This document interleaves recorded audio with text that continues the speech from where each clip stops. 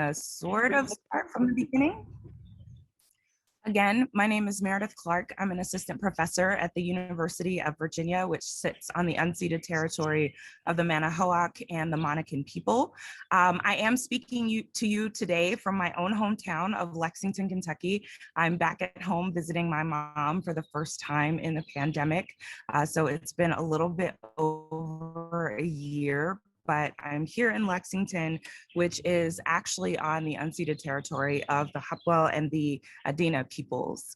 The title of my talk today has a lot to do with home and with personal experience. So before I was an academic, I was a full-time journalist working in the print to digital transition, and someone who was always interested in the way that race figured into our coverage. And the title of my talk comes from an experience that I had actually back here.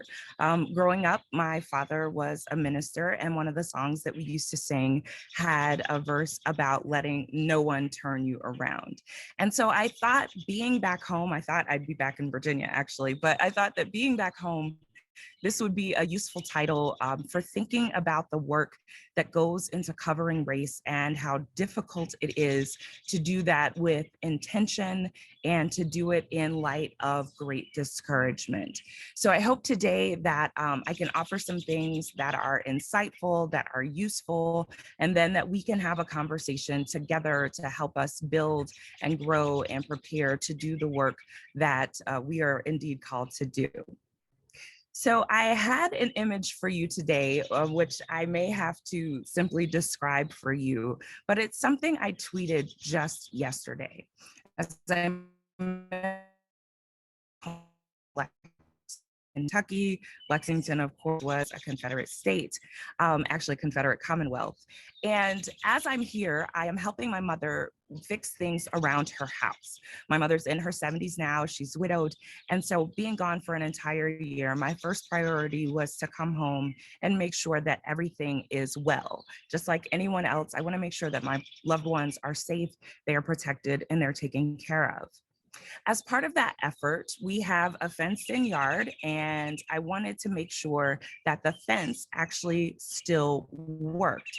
And I noticed when I went out to the fence a few days ago that the gate posts that hold our fence together are sagging and allow the gate to stand open all of the time. And so I called someone to come and work on my mother's home and to fix this gate. Now, why didn't my mother do this herself? She's on Instagram, she knows how to use email, she certainly knows how to call someone for help, but there's a reason for it. There's a history behind it. Living in Lexington, as one of the only Black families on our street, we often encountered prejudice in places that we weren't necessarily expecting it. And so my mother's reluctant to call for help, never knowing who's going to come to her door, what that person's intentions are, when she's just trying to make sure that her home is safe and secure. So I did this for her because I'm here with her. I can be her companion. I can be the person who sort of stands in the gap in case there is a problem. So I sent a message on Thumbtack because now with the gig economy, we're all hiring workers from different places. And I found a local contractor who said that he would come out and take a look. I gave a couple of snapshots of the work that needed to be done. He agreed with me on a time that he would come here, and I prepared for him to come in a couple of days. It was obvious though, when the contractor showed up, that he was surprised to see us. This isn't an uncommon experience for us. Walking into yoga studios in Charlottesville, into boardrooms in larger cities, walking into offices to be interviewed for a job. I've recognized this look time and again. It's a look that is taken by surprise when someone had assumptions about who you were and someone altogether different showed up. Of course, it's more pronounced when the person that they are seeing, that they are receiving, has a phenotypically different look than the one that they imagined in their minds. But for so many people, the phenotype doesn't betray anything about their identity. And so what I want to lay on you today when I talk about that story is some of the trepidation that people in your communities may be experiencing with something similar like journalism. Journalism, like any other type of work, is indeed service work. And when we call for service professionals, we're calling for help. People who are vulnerable in different ways are calling on their fellow man, their fellow people, their neighbors in the community to come out and to come to their aid. And so when we log on to different news sites, when we pick up different news products, even when we get news from word of mouth from other people, in that moment, we are expressing a particular vulnerability and a particular need that needs to be met by someone who is capable, prepared, and willing to do so. So when I think about the title, Let No One Turn You Around, I think about the need of meeting this vulnerability and meeting people where they are in order to meet the needs that they have from journalism as we can do it and as we can do it to our best ability. So there are a couple of things that I want to talk to you about today that are drawn from my research on newsrooms and diversity, and also drawn from the personal experience that I have as a Black woman who has grown up in the South, cisgendered, able-bodied, and indeed very privileged in a number of ways, but also very well positioned to explain what it is like to be a person who experiences particular vulnerabilities based on my identity and the way that I'm received in the world. The first thing that I want to talk about is something called the matrix of domination. And this is a concept that I learned when I first started doing research about how race works, and particularly how the vulnerability of Black women can be thought of as a lens for viewing the world. When I think about the different experiences that we have, no matter who we are, I always try to boil them down to one thing. And that is that no matter who you are, no matter where you are, segment of society, we all have certain vulnerabilities that place us in different relationships with one another and with the institutions, norms, and customs that are built. In my research on race and media, I think about these vulnerabilities within the matrix of domination as Patricia Hill Collins explains it. There's one part of the matrix of domination in particular that I want to run through as we talk today about covering race that hopefully will be of use to you in moving forward. When she talks about the matrix of domination, Patricia Hill Collins, a sociologist at the University of Maryland, points out that there are different levels upon which a person might experience oppression. Now, we're familiar with the term intersectionality as it's being bandied about and talked about pretty broadly. And most people tend to think of intersectionality meaning your different identities and their intersection. That's not quite right. That's not quite right. What we're talking about with intersectionality is actually the vulnerabilities that a person experiences as a result of the world that they live in and the person that they are, how they show up in the world. And so we might consider race, gender, ability, socioeconomic status, citizenship, language ability, nationality, you name it, as some of the axes of which someone can be oppressed. But in order to make up a matrix, you need more than one axis. You need something other than identity.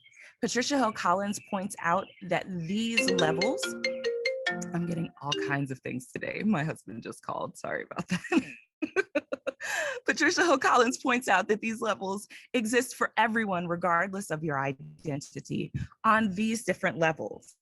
There's the personal, the interpersonal, the communal, the societal, and the institutional. And that's what I want us to think about today when we think about covering race. Certainly, we all have different identities that are sprung from our genetics, that are sprung from the way that others have used genetics to classify people, that have sprung from culture, region, and our backgrounds as they exist. We are all part of this matrix of domination, thinking about how oppression can occur both internally and externally. So to walk you through this, I want to give you an example of what it's like using the story that I mentioned earlier. A personal experience of oppression is my mother's decision not to call for help when she needed it because she was afraid of how she might be received. That's internalized racism, internalized sexism that keeps someone from taking a particular action. That's considered oppression along one axis within the matrix of domination, the personal one. Across the interpersonal level, when the service worker showed up at our home, saw me, and then decided that this was a job that he did not want, that is another level on which someone might be oppressed. On the communal level, that we have questions about who we can call in the town, in the neighborhood, in the city where we've lived for over 40 years. That is an oppression that is experienced on a communal level. On a societal level, when even we think about our neighbors are great people, we live in the South, we believe in Southern hospitality, but we still worry about whether someone who doesn't share the same racial background, the same class background, coming to our home would be able to do a job for us. That is an oppression that we think about on a societal level. What does society say about who should do service work and why? And then finally, institutionally, when we think about what reporting practices, and by reporting in this instance, I mean, could I call a better business bureau? Could I call an association of professionals? Could I even call a corporate entity like Thumbtack to report this person turning down a job on a basis of race? What sort of impact do the institutions that we live, work, and play in have on the way that we interact with one another and the way that oppression is carried out?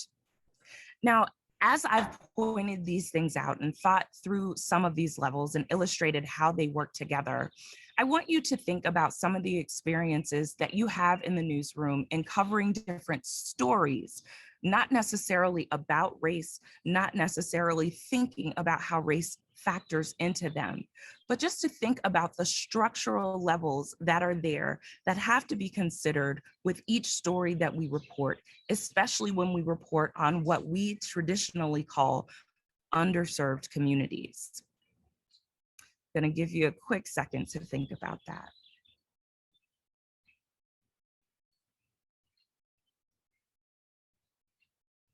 That said, hopefully everyone can come up with an example that they can think of and begin to work with this morning as we talk about how to better cover race. There are two things when I look at the matrix of domination and use it to understand the world, crossing identity and how identity can be used to oppress versus these levels of structure and these structures of power and how they can be used to oppress, that I think of as stumbling blocks for us doing a better job in the work that we do as reporters. Those two things are personal experience and willful ignorance. If you're here today, it's because you are willing to have an experience to talk about race openly and how you report on it and do it well, how you might teach others to do that well.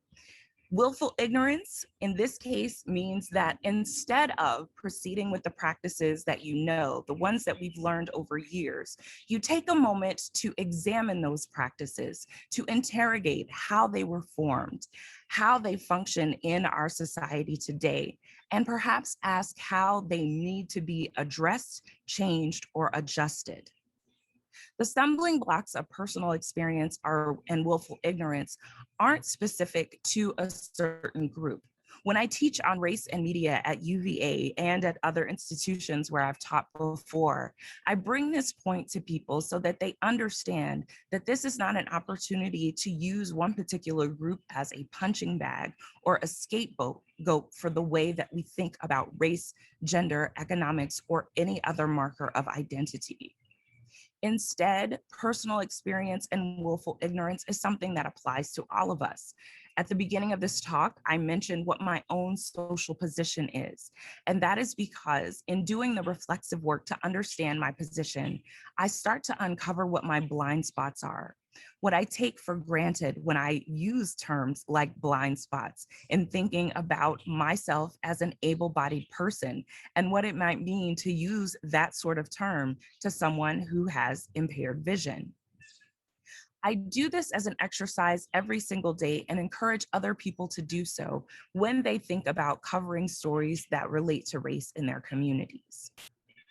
Those two questions are two that I take up and encourage others to do so when they want to get into covering underserved communities and stories that perhaps they believe haven't been covered well or haven't been covered at all in their own communities.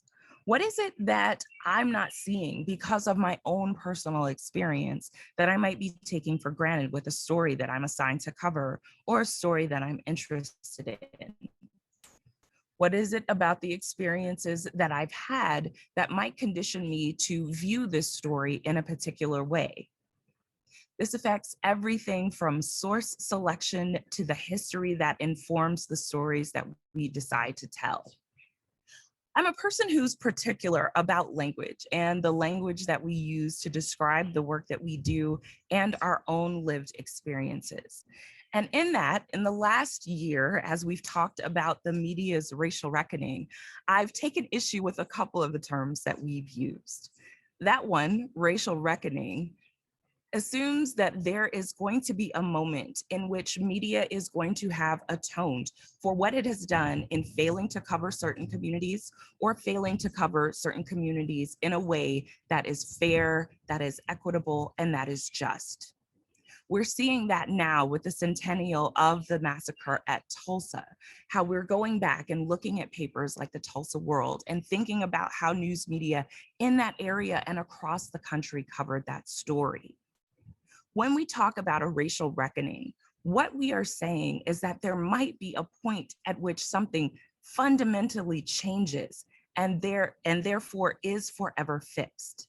My friends, I'm here to tell you that that is not so. Racial reckoning is an ongoing process.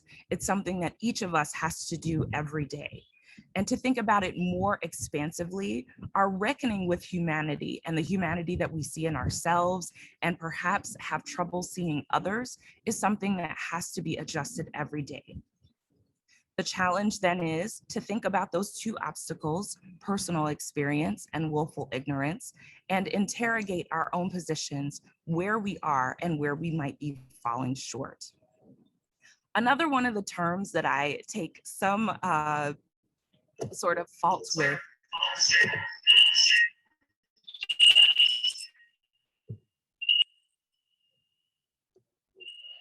got a little feedback from someone. If everyone could mute their mics, please.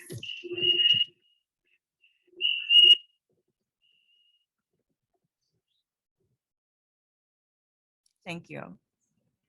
One of the other terms that I take issue with is overlooked, as in the New York Times obituaries about people from the margins whose deaths were not covered in the paper of record over the years, and underserved.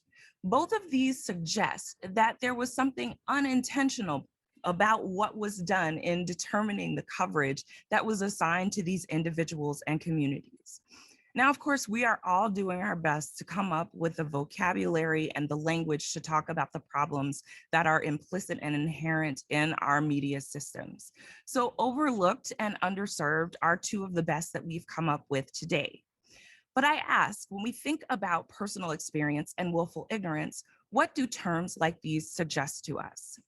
They suggest that perhaps we had no choice in deciding what that coverage might have been, or that we are rectifying something now because of a fault that someone else had in the past. I encourage us to think then instead of the choices that other people have made that have seized upon vulnerabilities of people from the margins and thus created and reinforced coverage that allowed different groups to perpetuate stereotypes, to attempt to dehumanize other groups, or to totally erase their presence. Another one of those words that I take issue with is one I just used, dehumanization. One might think that dehumanization is something that is done by stripping away a person's name, their language, where they come from, anything that makes them like us.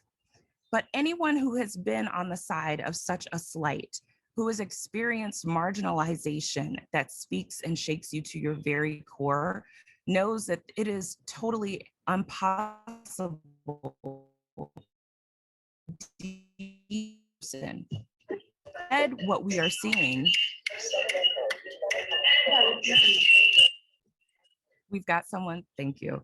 Instead, what we are seeing is a person's own depravity on display.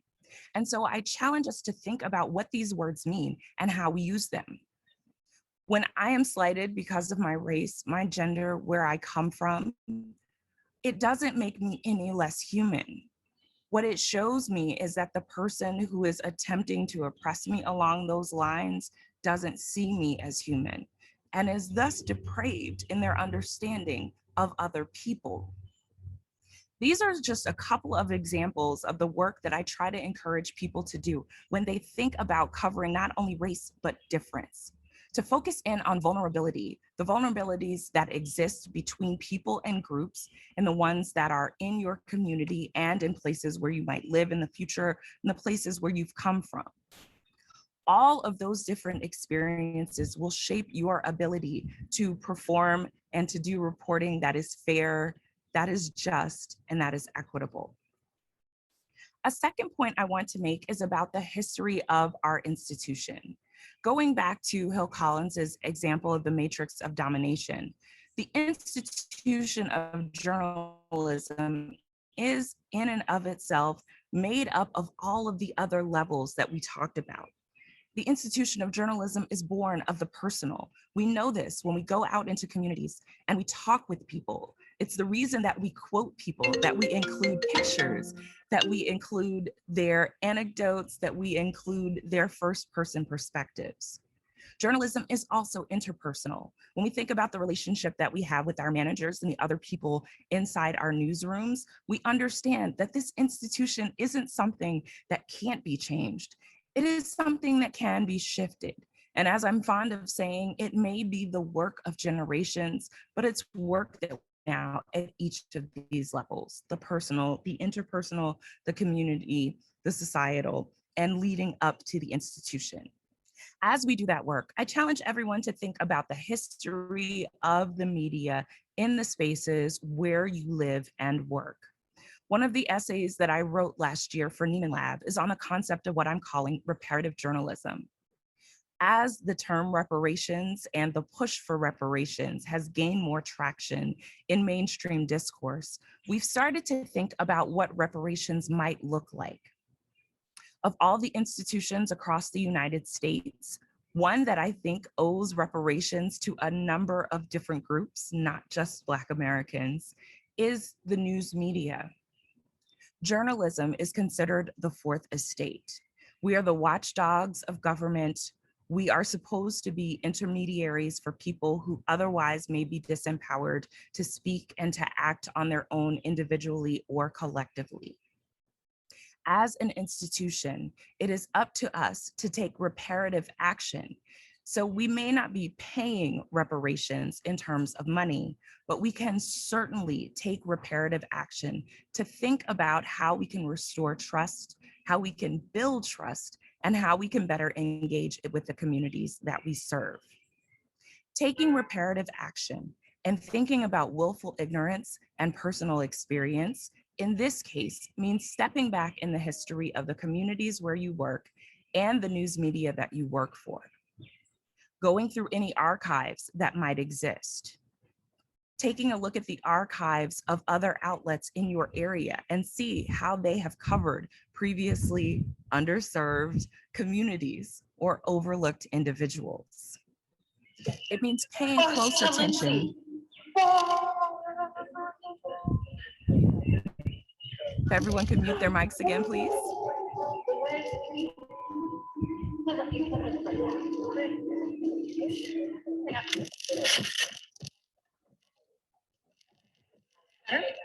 No.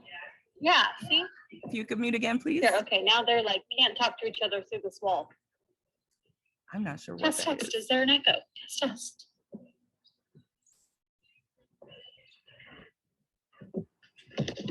You what? Lindsay, do you have the ability to mute everybody and then just unmute Dr. Clark? Yes, I think that's what happened. Thank you. I've almost lost my place here. But thinking about willful ignorance and personal experience means going back, taking a look at the history of the coverage that has been done by the outlet that you work for, by an outlet that you may have grown up with in the past, and using it to think about the vulnerabilities of people that you may not have understood very well and that you want to make sure are covered better in the future. This is something that is scalable to any size newsroom. It is scalable from the individual through the institution. We've seen institutions start to take some of these responsibilities on. Papers like the Kansas City Star and even papers in the Tulsa area are examining the coverage that they've had over the years and starting to make reparations, not give, but make reparations as part of an ongoing process of healing in the communities where they work and where they are supposed to be covering different people and groups.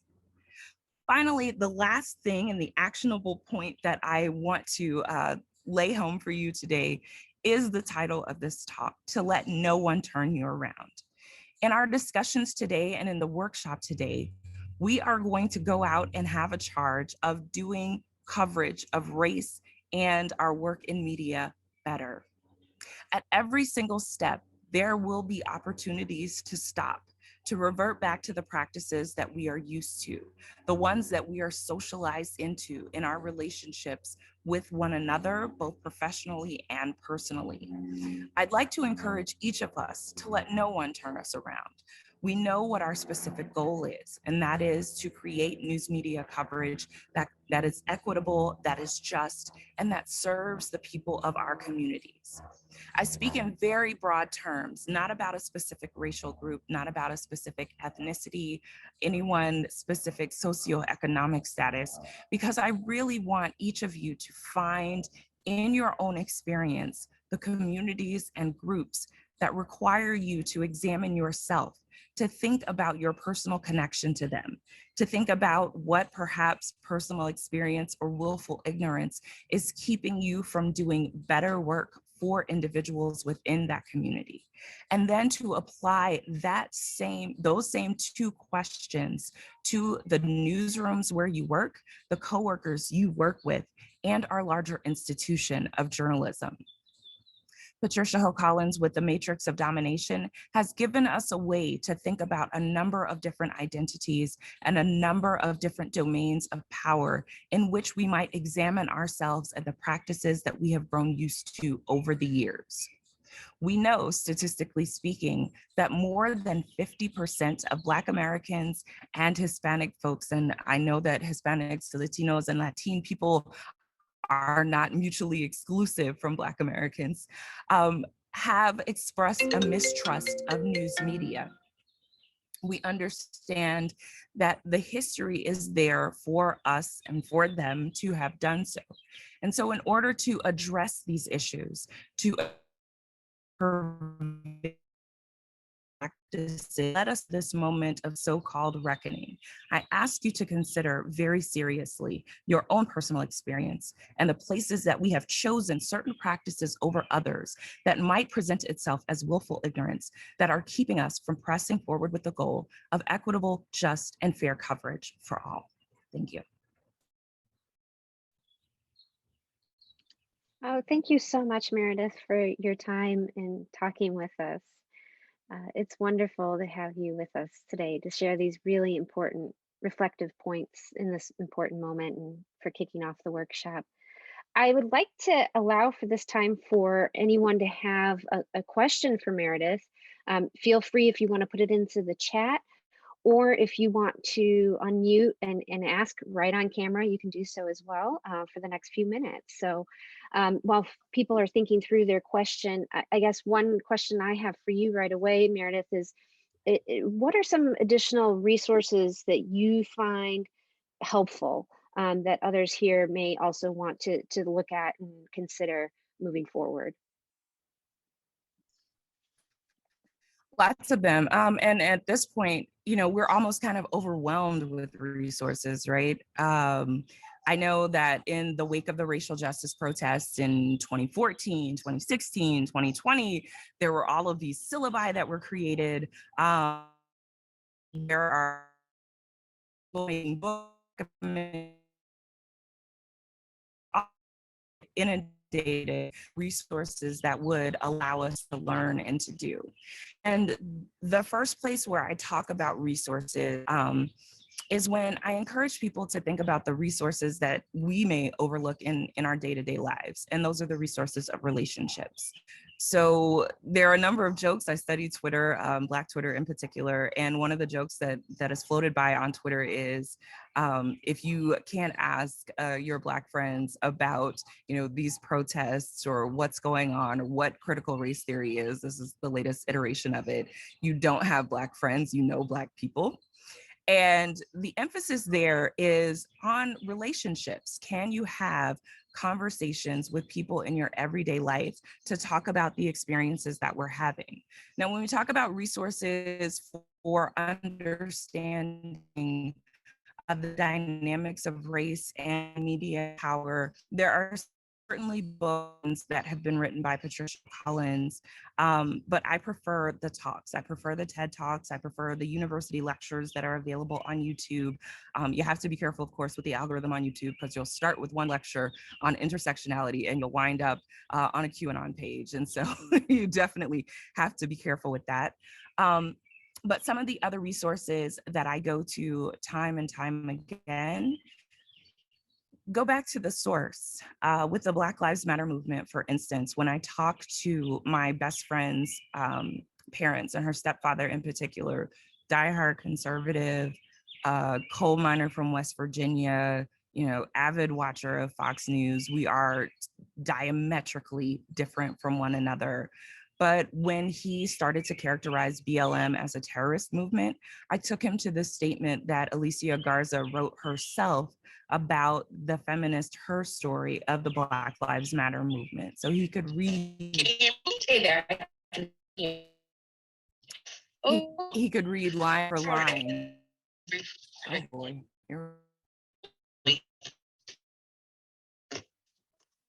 He read line for line what the Black Lives Matter movement started as. And so I encourage folks.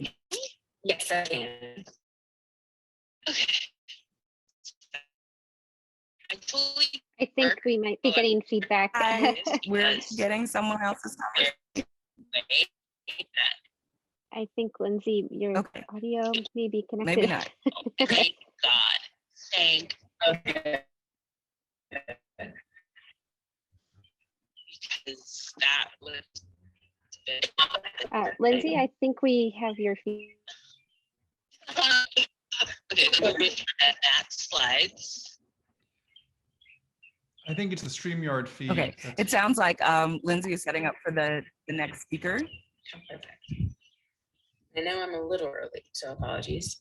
No, thank you. That's awesome. That's very awesome. But while they're getting prepped, I'll try and wrap that up a little bit more quickly. It's the StreamYard feed. Ultimately, it's going back to the origin documents. So in any situation, whether you're talking about something like the popular discussion right now is about critical race theory.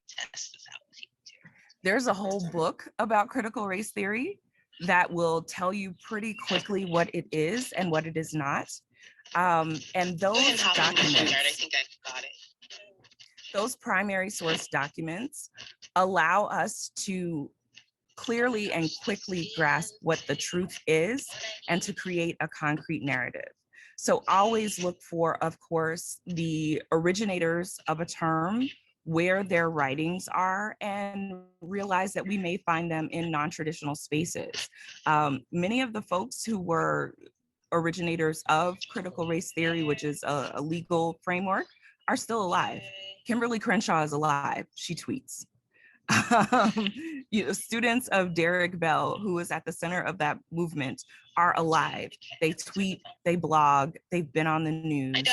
Any text that includes them is a great place to look for resources.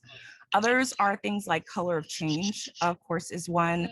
And some of the historic groups that exist that have been doing this work for so long. I think often when we think about resources, we think about what is technologically easy for us in the moment and what is attractive to us given the way that we are now used to processing information. But organizations like the NAACP, the National Council of La Raza, these organizations have been around for years. The documents that speak to tribal agreements with the US government, all of these documents are readily available. So many of them are part of the public record. And in the same way that I encourage my students to go back to the source and use those as their resources, I would encourage other audience people to do the same. Really quickly, I know I'm running out of time here. I see from Zan, thank you for your question. It says, I like your term news outlet that you feel does get it right. What are some good role models out? I feel like there's one exit right. I know as human beings, we want a very straight example of how to do a thing right. But in the same way, and I keep repeating my students, I really miss them. I wasn't in the classroom this past year, so it was kind of tough being separated.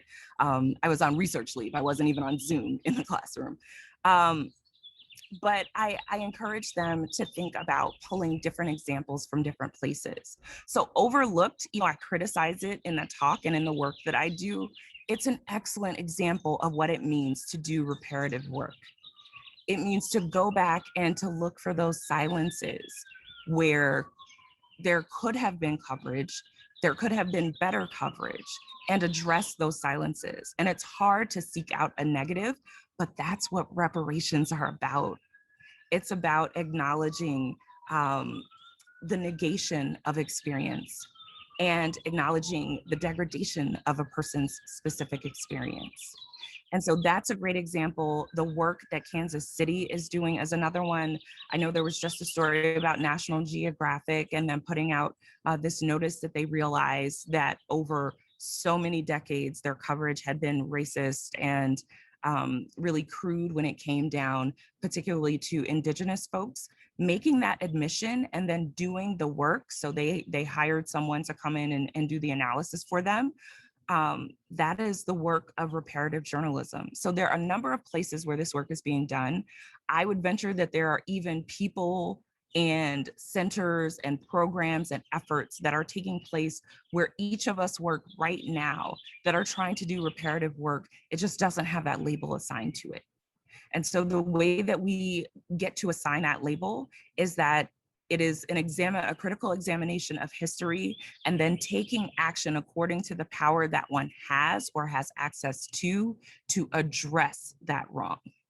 And that's an ongoing process. So we're going to see plenty of different outlets do that. Some are going to do it well, some are not going to do it so well. It is all a process and it improves over time and with effort. I think this will be the last question. I've got 3 minutes till the hour. What can reparations in journalism look like, and how can journalism's work walk the line between reparative journalism and possibly patronizing, condescending coverage? This is an excellent question, and I really appreciate the framing, Jesse, about walking the line, because it's so difficult to do. If I may, Dr. Clark, just real quick, just to contextualize that, I asked that question because with everything happening with race and culture recently, obviously over the past year and a half, we have this shift, especially in commercial outlets of let's hire a bunch of Latino people, let's hire Black people, let's hire Asian people, let's jump into that. So how can we walk that line between let's cover this the way it needs to be covered, the way it should be, versus we're covering it because it's the new it thing to cover? Yes, in perfect context. Thank you so much, Jesse. I really appreciate this. Quickly, there are a few things that I point to. So obviously, when we think about the matrix of domination, you've got the societal, you've got the institutional. There are these boundaries of power that can be addressed as part of reparative work that are not necessarily patronizing and condescending. And so I'll speak from some research experience.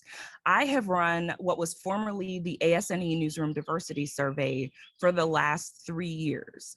Part of my charge in doing that was to totally remake this. And so we have done that. We're about to roll it out this summer. But one of the hard conversations that I had to have with the organization, which is now News Leaders Association, NLA, after a merger with APME, was that we can continue to count people every single year and nothing will change, because we do not have an incentive, we do not have a way of reinforcing people to actually make the changes that need to be made in order to create a more equitable and a workforce that has parity with the population of the United States. And so what walking the line between reparative journalism and doing patronizing, condescending coverage or structural action means is investigating the power that you do and don't have and figuring out how to marshal it as a resource. So in our case, it means going to the foundations that offer people money, that offer journalism organizations money, that offer prizes, that offer, even with something like Report for America, a member of a corps who will come out and has money to be a part of your staff and saying, unless you are transparent about these numbers, you can't apply for our awards. You can't apply for funding from us. That is something that our funders are able to do, and it's structural, and it pushes people in a way that an organization like NLA or ASNE never could. Another thing that is structural that avoids that patronizing, condescending approach to coverage is something that I actually have seen come out of the social media scape and is now becoming more of a practice. It's still pretty much the domain of social media and digital writers. Hi, Jimmy. But it is passing the platform. Gosh, It's I have like. I think, Meredith, You know, your helping me StreamYard might with be that. open on your computer. You can go ahead and close that. Okay, I think. maybe that's I think it. StreamYard and Zoom don't play well together. I think if you Et close that, voila. there you go. No worries. Le problème, c'est moi. No, I'm no so worries. sorry. Yeah. It's me. No, go right ahead. Go I ahead. have the other one open. It's all me. No worries. Excuse me. Let me just say that that's typical. that is typical of me. But as I was saying, going back to walking that line is passing the mic or passing the platform, or thinking about how we might use our power to otherwise share that power with disempowered people and groups. And I use this term power, power, power over and over again, because that is where the difference is made. The power that we have as journalists, as editors, as contributors, as decision makers, is to amplify certain voices, to position them in ways that their messages are carried to groups that they otherwise might not reach. And thus, in order to do so, we have to think about really inventive ways to share power. And Jay Rosen's The People, formerly known as The Audience, is something that I have taught for years, where he talks about, with the advancement of internet technologies, we saw how publishers weren't limited to people with printing presses. Anyone with a cell phone and a connection all of a sudden could be a publisher. And that was a redistribution of power that journalists weren't necessarily counting on. Well, now that we know that there are those opportunities to challenge our domains of power, why would we not take efforts to share power and to amplify people in ways that we hadn't before? We don't have the same sort of ground to defend that we did in the past. We know what our ideological grounding is. We know what the customs are for producing news, for producing opinion, what have you. It is possible for us to examine those frameworks, see where they fit, see where they don't, and pass the mic, the platform, the space, the opportunity to others. That might be to someone who doesn't have the same privilege as you in your newsroom. Like if you've got a plum assignment, bringing along someone who doesn't have that opportunity so that they can give input on the story. It might mean opening up an opportunity for actual discussion to people in your community. In the paper, one of the papers where I last worked, we, like many others, had a citizen editorial board. And one of the things that we advocated for as an editorial board was to make sure that we were giving people money. Because when we called them to be part of our citizen editorial board, we were initially calling them to volunteer service, and it made absolutely no sense. As someone pointed out to me, everyone else was being paid to be there. So it's not enough to simply pass the platform and say, here you go, you've got this microphone, do with it what you will, we'll use our editorial judgment with it. We also need to make sure that where there are other points of power that we can address, that we're doing that. So in some cases, it might mean paying people, and others it might mean sharing a byline. There are a number of different ways to think about that, and that's just one of the appeals that I try to put out. Well, thank you so much, Meredith. I know that we've run a little bit over the time, and we appreciate you being with us on a Saturday. Oh, with pleasure. While you're out with your family. It's great.